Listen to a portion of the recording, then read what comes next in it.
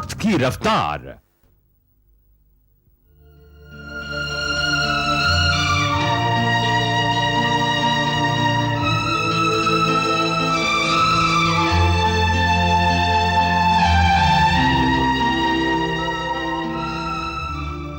क्या बात है बा? इतनी खामोश क्यों बा? क्या सोच रही है?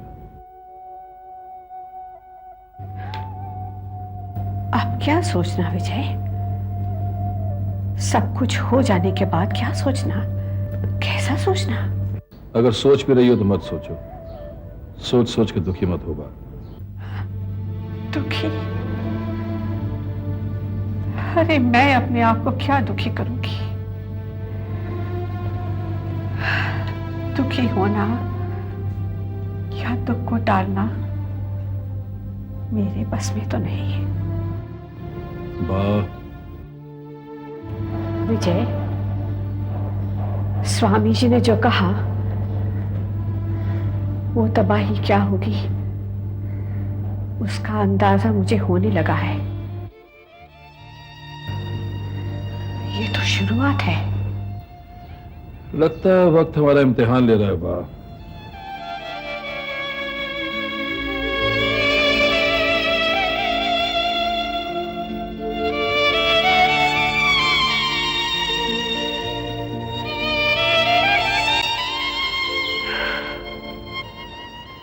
वक्त का कोई दोष नहीं विजय।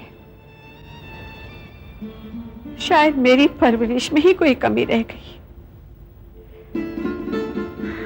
जिस राह पर विलास चल पड़ा अब उसी राह पर योगेश भी। आपका कोई दोष नहीं है बा। आप हमेशा बच्चों की गलतियों को अपने सर लेती रही हैं। अब ऐसा मत कीजिए। जो कुछ हुआ वो अच्छा नहीं हुआ। वैसे अच्छा तो कुछ भी नहीं हो रहा है, मगर जो हो रहा है वो हमें कहां ले जाएगा? मुझे अपनी फिक्र नहीं, लेकिन इन बच्चों ने अपनी पूरी जिंदगी गुजारनी है। अब ये बच्चे थोड़ी हैं बा। नहीं विजय, बिना किसी मूल्यों के इंसान की जिंदगी जिंदगी नहीं होती। जिनके कोई आदर्श नहीं, जिनके कोई उसूल नहीं, जिनकी अपने साथ कोई वफादारी नहीं, वो मेरी अगली पीढ़ी है। मेरी अगली पीढ़ी। क्या यही दिन देखने के लिए तुम्हारे पिताजी अपने आदर्शों को सीने से लगाकर चल बसे? समय बदल रहा है बा। जिन आदर्शों और उसूलों की आप बात कर रही हैं वो समय के साथ बदल रहे हैं। अरे क्या बदल रहा है? तुम्हारे पिताजी का सपना साकार, जिन बुराइयों से लड़ने के लिए उन्होंने ये अखबार शुरू किया, उसी अखबार में बुराइयों के खलनायक की सफाई छप कर आई है। कैसा दुर्भाग्य है ये। दुर्भाग्य?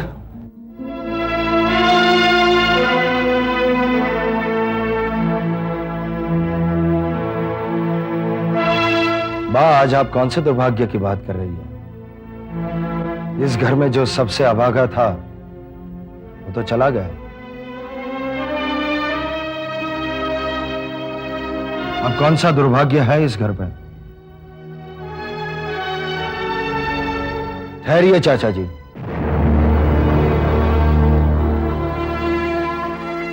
मैं आपसे बात करने आया हूं। तुम बात करने नहीं, जले पर नमक छिड़कने आए हो। चलो अच्छा है, आपको जलन का एहसास तो हुआ। विलास, बोले तो सेबा, ये जो कह रहा है सच कह रहा है। आई एम सॉरी, मैं आपका दिल दुखाना नहीं चाहता था, यूं ही मेरे मुंह से निकल गया। अब तुम मुझे क्या दुखी करोगे? चाचा जी, आज आपके अपनों ने ही आपको इतना दुख दिया है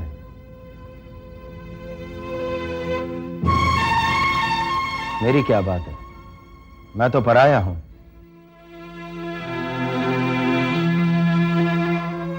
खैर, मैं उम्मीद रखता हूं आपने आज का सहकार तो पढ़ा ही होगा। हाँ पढ़ा है। तुम्हें कुछ कहना है? जी नहीं, जो कुछ भी कहना था वो तो सहकार ने ही कह दिया है। चाचा जी, आज तक मैंने जो कुछ भी किया वो मैं बहक गया था।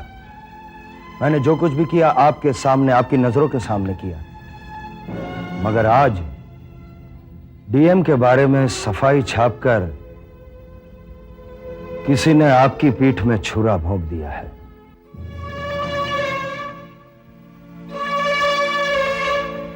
मैं कभी इतना गिरा हुआ तो नहीं था। किसी ने का क्या मतलब है विलास भैया? जो कुछ भी कहना है साफ साफ नाम लेकर कहिए। मैं अपनी जबान को गंदी करना नहीं चाहता। तुम दोनों चुप रहो।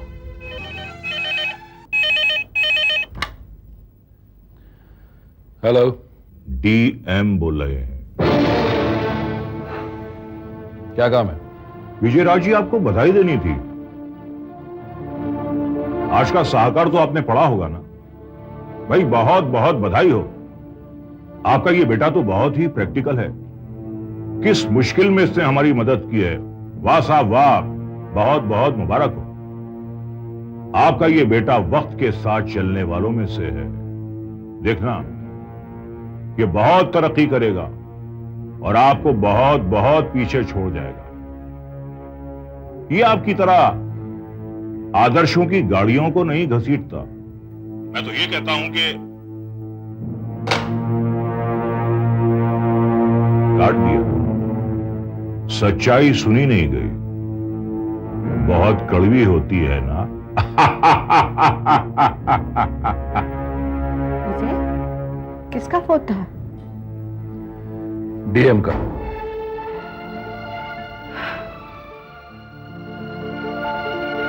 अब और किस किस से जिल्लत उठानी पड़ेगी मालूम नहीं। चाचा जी, आप क्यों परेशान हो रहे हैं? भाई, अब तो डीएम दोस्त है, दोस्ती के नाते फोन करेगा ही। विलास भैया, यह हमारा घरेलू मामला है। बेहतर होगा आप इसमें दखल ना दें। मैं अब भी इस घर का हिस्सा हूं योगेश। जरूर है, लेकिन आप इस घर का वो हिस्सा हैं जो इस घर की दुखती रग है। वो सड़ा हुआ हिस्सा है जिसने घर का सुख और चैन छीन लिया है। जहरीला हिस्सा है आप। और योगेश, तुम क्या हो? तुम क्या अलग हो इससे? हाँ? ये है तुम्हारा असली चेहरा। ये हाँ, यही है मेरा असली चेहरा। विजय, तुम डीएम की सफाई में छापोगे? हाँ? यही सिरा दिया तुमने हमारी परवरिश का? समझ लगा तुम अपने आपको? डैड, माना मुझसे गलती हो गई, लेकिन क्या क्या जवाब है तुम्हारे पास? क्या सफाई है तुम्हारे पास? और अगर सफाई है भी तो मुझे नहीं सुननी है। तुम दोनों आजाद हो अपनी अपनी डिसीजन लेने के लिए। डैड,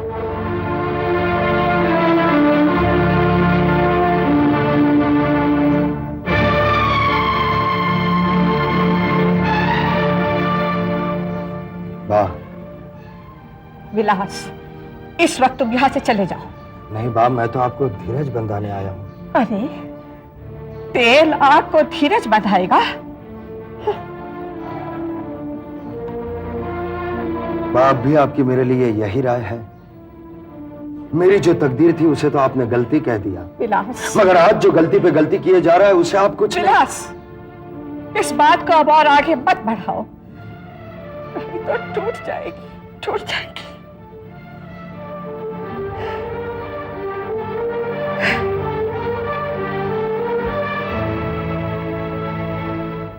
जाता हूं बा, चला जाता हूं,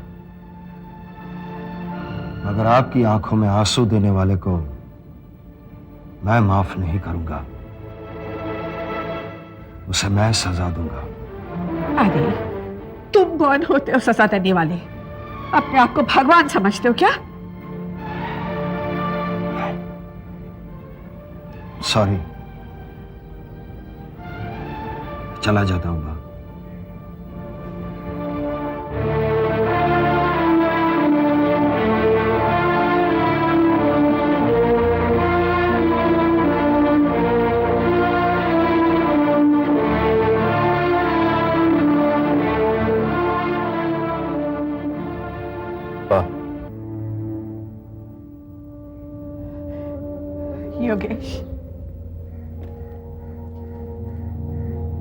ये थप्पड़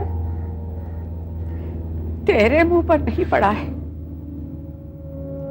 ये तो तूने अपने दादाजी के मुंह पर थप्पड़ मारा है।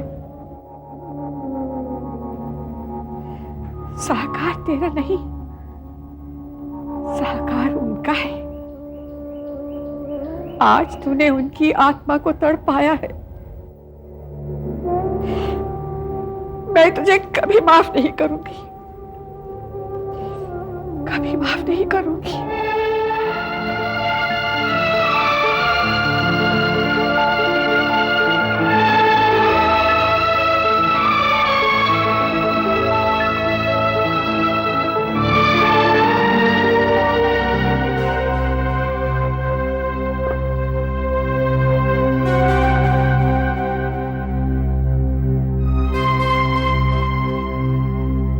वाह हुजूर वाह, मान गए आपको हुजूर।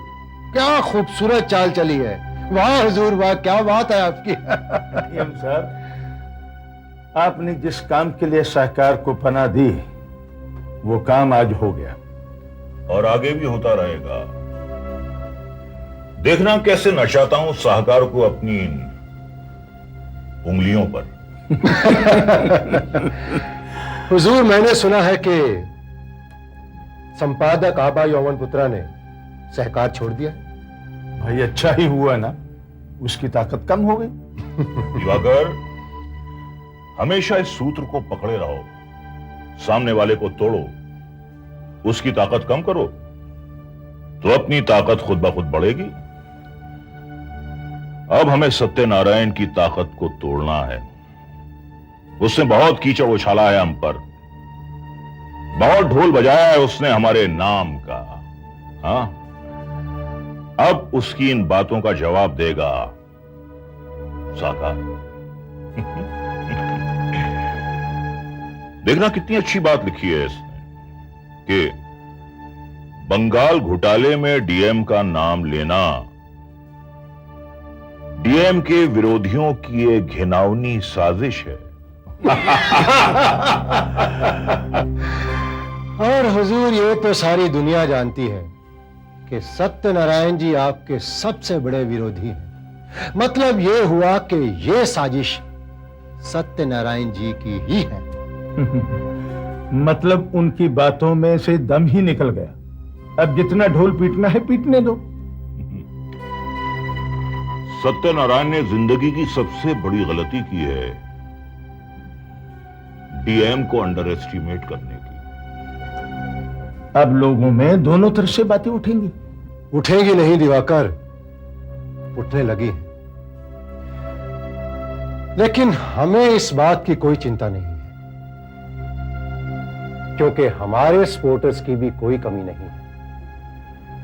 सत्यनारायण जी के खिलाफ जुलूस निकलने लगे हैं और वो सब जुलूस डीएम साहब को सपोर्ट करने के लिए ही है। वो जुलूस हमने पैसे बांट कर निकलवाए हैं। इतना उत्तेजित होने की कोई जरूरत नहीं है। सब तो ठीक है हुजूर, लेकिन ये बात हम लोग अपने मुंह से क्यों कहें? मधुकर जी हुजूर।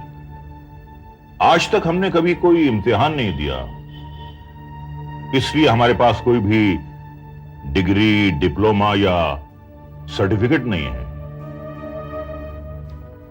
योगेश ने हमें ये सर्टिफिकेट दिया है हमारी बेगुनाही का। जाओ और सत्यनारायण जी के मुंह पर हमारी ये बेगुनाही का सर्टिफिकेट चिपका कर आओ। जी हुजूर, अभी चिपका कर आता हूं। आइए सर। अच्छा डीएम साहब, आपने इम्तिहान तो नहीं दिया, मगर स्कूल तो गए थे ना? हम स्कूल गए, मगर कभी इम्तिहान नहीं दिया। मगर हां, हम पास हमेशा हुए। वो कैसे? वैसे कि बचपन से ही हमारे खून में राजनीति आ गई थी।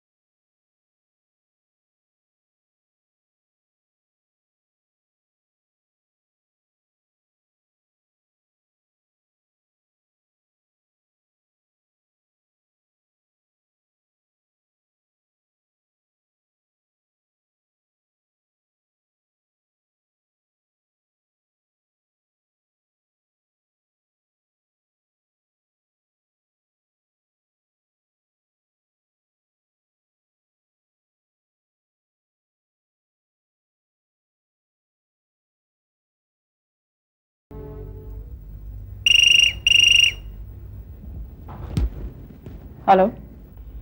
हेलो आभा, गुड इवनिंग। कौन बोल रहे हैं? विलास राज बोल रहा हूं। हाँ जी बोलिए। अब नए सिरे से क्या कहूं आभा, भाई मैं जो कहना चाहता हूं तुम अच्छी तरह से जानती हो। देखो, मैंने अब भी तुम्हारे लिए प्रजासत्ताक में एक कुर्सी खाली रखी है। तुम जब जी चाहो आ सकती हो। विलास जी, मैं आपको अपना जवाब दे चुकी हूँ। आभा, मैं तो ये सोच रहा था कि इतने बड़े अपमान के बाद किसी भी इंसान की आंखें खुल जाती है, और वो भी ऑफिस में एक अपने जूनियर के हाथों थप्पड़ खाना बहुत बुरी बात है। आपको कैसे मालूम? आपसे किसने कहा? भाई सारी ऑफिस जानती है, पूरा प्रेस जानता है तुम्हारे साथ क्या हुआ है। आभा, अगर तुम में थोड़ा भी स्वाभिमान है और तुम अपना बदला चुकाना चाहती हो तो मैं तुम्हारे साथ हूं।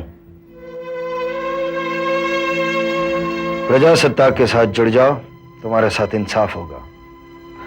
और अगर तुम ये अपमान की गूंज भूल जाना चाहती हो तो ये समझ लो कि तुम जिंदगी में कुछ नहीं कर सकती। वेल आभा, फैसला तुम्हारे हाथों में है। मैं तुम्हारा इंतजार करूंगा।